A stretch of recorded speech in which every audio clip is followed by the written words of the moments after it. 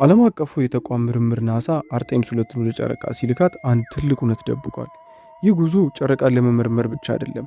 ምናልባትም ከ50 ዓመታት በፊት የሰው ልጅ አትመለሱ ብለው ላባረሩት አካላት የተሰጠ ምላሽ ነው። ነገር ግን ናሳ አንድን ምስጢር ለመሸፈን እየተጣደፈ ነው። ለምንድን ነው ለግማሽ ክፍለ ዘመን ያህል ጨረቃን ይረሳናት? ወይስ አትመለሱ ተብለን የተባረር ነው? አንዳንዶች እንደሚሉት አርጤምስ 2 ወደ ምድር እየተመለሰች ያለችው ብቻዋን ላይሆን ይችላል። ተከታዮቿስ እነማን ናቸው? በአሁኑ ሰዓት በአርጤምስ 2 መንኮራኩር ዙሪያ የታዩት እነዚህ ያልታወቁ በራሪ አካላት ወይም ደግሞ ዩፎዎች ምንድን ናቸው? ጨረቃ ላይ ያሉ ግዙፍ ጉድጓዶች ውስጥ የሚበሩት ብርሃናት እነማን ናቸው? ብዙዎች እንደሚሉት ጨረቃ የሰው ልጅ መኖሪያ ሳይሆን የሌላ ዓለም ፍጥረታት የመመልከቻ ጣቢያ ናት። በጨረቃ ላይ ያሉት እነዛ ጥልቀት የሌላቸው ጉድጓዶች ውስጥ የሚበሩት ብርሃናት ምንድን ናቸው? በጨረቃ ላይ ያሉት እነዛ ጥልቀት የሌላቸው ጉድጓዶች ውስጥ የሚበሩት ብርሃናት ምንድን ናቸው? አርጤምስ 2 አሁን በምታደርገው ጉዞ ካሜራዎቿ ላይ የገጠሟቸው እነዛ ያልታወቁ በራሪ አካላት ወይም ደግሞ ዩፎ ከየት መጡ? ወይስ ጨረቃ ራሷ የሰው ልጅ ተቆጣጣሪዎች የሚኖሩባት ግዙፍ ጣቢያ ናት?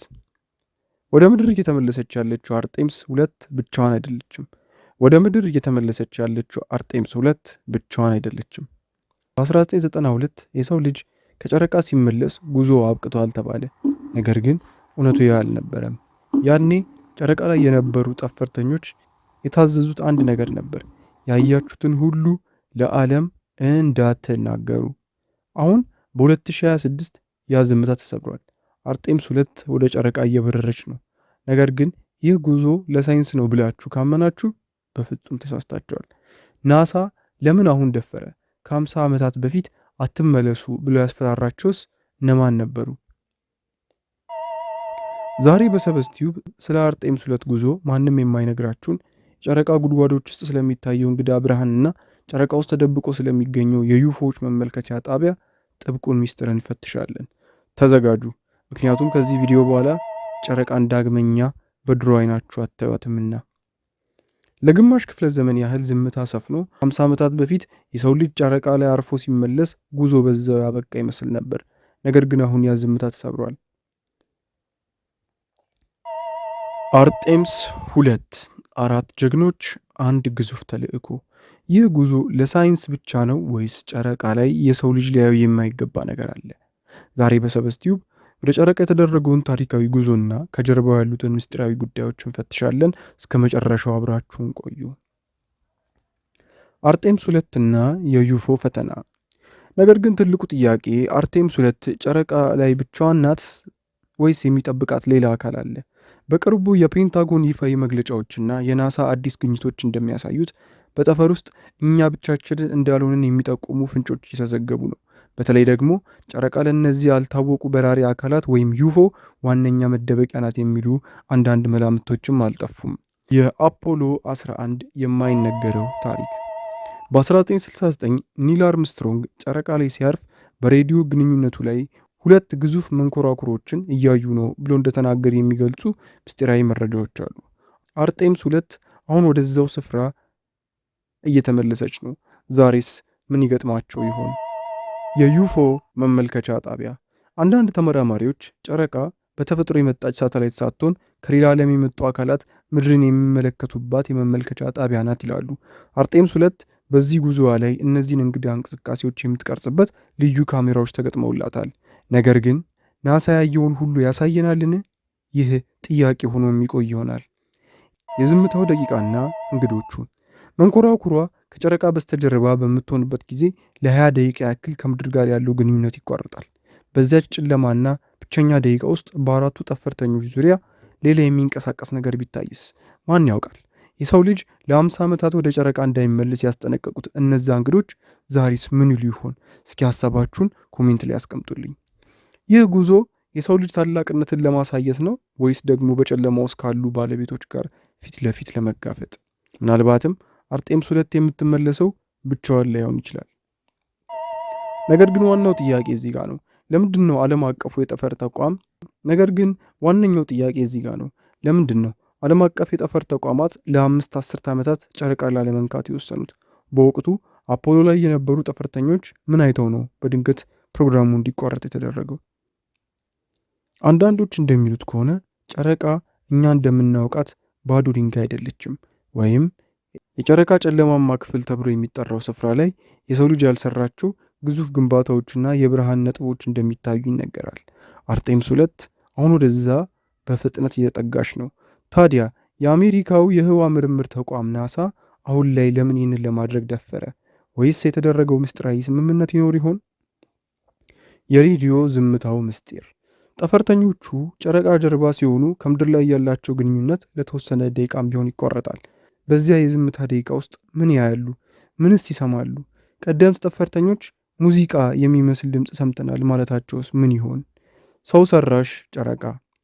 አንዳንድ ሳይንቲስቶች ጨረቃዋ ውስጥ ባዶ እንደሆነ ሆሞን ቲዮሪ ይገምታሉ። ጨረቃ በተፈጥሮ የመጣች ሳተላይት ሳትሆን የሆነ አካል እኛን ለመቆጣጠር ያስቀመጣት የመመልከቻ ጣቢያ ናት የሚሉ አንዳንድ ሞጋቾችም አልጠፉም። አርጤምስ 2 ይህንን ጥርጣሬ ያረጋግጥ ይሆን ወይስ ያባብሰዋል? ጥያቄው ለብዙዎችም አልተፈታም። የጠፉት ምስሎች። ከ50 ዓመት በፊት የተቀረጹ አንዳንድ የጨረቃ ምስሎች ለምን ከህዝብ ተደበቁ? አሜሪካስ ይህንን ለማድረግ ለምን ወደደች? አርጤምስ 2 አሁን የሚቀርጿቸው ምስሎችስ ሙሉ በሙሉ ለህዝብ ይፋ ይደረጋሉ ወይስ በብሔራዊ ደህንነት ስም ይታገዳሉ? ይህ ጉዞ የሳይንስ ብቻ አይደለም፣ የሰው ልጅ ከራሱ በላይ የሆነውን ኃይል ለመጋፈጥ የሚያደርገው ታላቅ ሙከራ ሊሆን ይችላል። ጨረቃ ላይ የሚጠብቀን አቀባበልስ ሞቅ ያለ አቀባበል ወይንስ ደግሞ ከባድ ማስጠንቀቂያ? ጨረቃ ሰው ሰራሽ የመመልከቻ ጣቢያ ናትን? አሁን ደግሞ ወደ ትልቁና ወደ አስፈሪው ጥርጣሬ እንግባ። ጨረቃ እውነት በተፈጥሮ የተገኘች ድንጋይ ናት ወይስ ደግሞ እኛን ለመቆጣጠር በጠፈር ውስጥ የተቀመጠች ግዙፍ የመመልከቻ ጣቢያ? ሳይንቲስቶች አንድ የማይካድ እውነት አላቸው። ጨረቃ ለምድር ያላት መጠንና ርቀት በጣም ትክክለኛ ከመሆኑ የተነሳ በተፈጥሮ ሊሆን አይችልም የሚሉ ብዙሃን ናቸው። እዚህ ንግግር ላይ ምን አሳባላችሁ? እስኪ ኮሜንት ላይ ጻፉልኝ። ፀሐይን ሙሉ በሙሉ የምትጋርደው ሁልጊዜም አንድ ጎኗን ብቻ ለምድር የምታሳየውና በውስጧም ባዶ ወይንም ደግሞ ሆሎ እንደሆነች የሚጠቁሙ ብዙሃን ፍንጮች አሉ።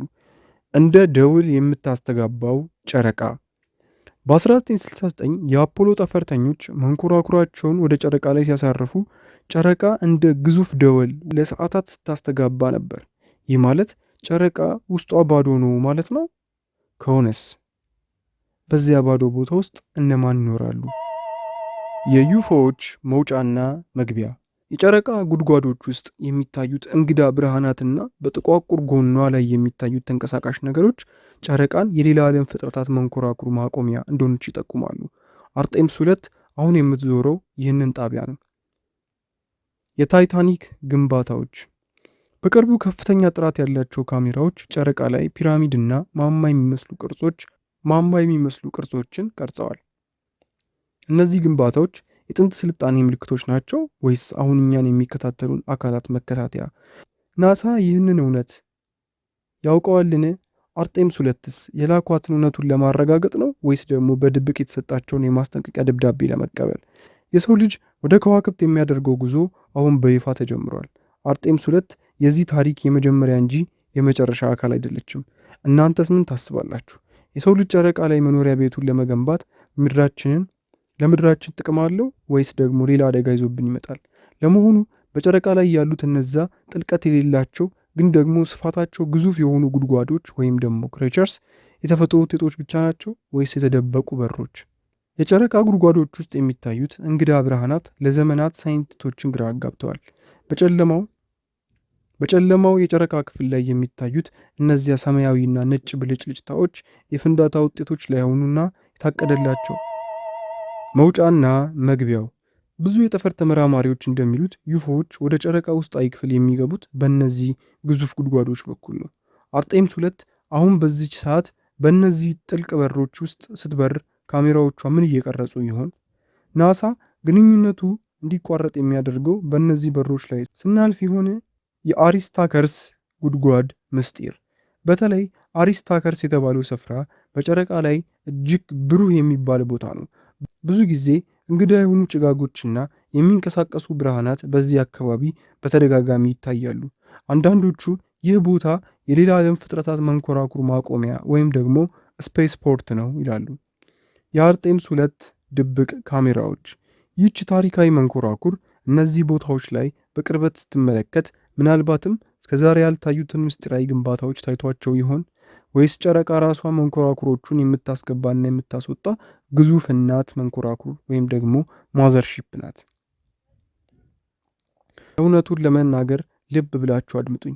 አርጤምስ 2 ወደ ጨረቃ ሄደችው ጨረቃን ለማጥናት ነው ወይስ በጨረቃ ውስጥ ያሉትን ባለቤቶች ፍቃድ ለመጠየቅ?